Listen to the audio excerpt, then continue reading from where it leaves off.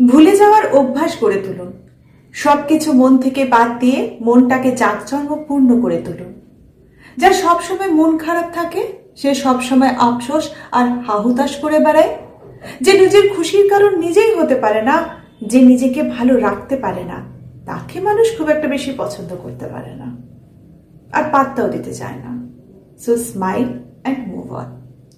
আপনি যদি don't care ভাবে পারদর্শী না হতে পারেন তাহলে আপনি অনেক কিছু হারাবেন।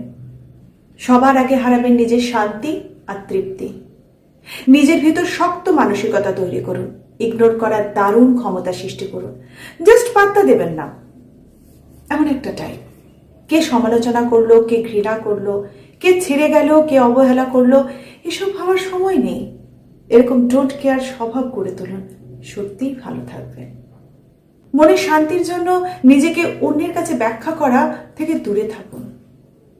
কেউ যদি বলে তুমি খুব খারাপ, আপনি একটু প্রাণোচ্ছল হাসি দিয়ে বলুন, ঠিক, আপনি ঠিক বলেছেন, আমি খারাপ। আর কেউ যদি বলে তুমি খুব ভালো, তবে এবার একটু মুচকি হেসে আনন্দ সহকারে তাকে বলুন, আপনাকে অসংখ্য ধন্যবাদ। শর্টকাট বলতে গেলে আপনি কখনোই দুনিয়ার কোনো মানুষের কাছে পরিপূর্ণভাবে ভালো হতে পারবেন না। সবাই আপনাকে ভালো বলবেও না, সবার সাপোর্ট ভালোবাসাও পাবেন না।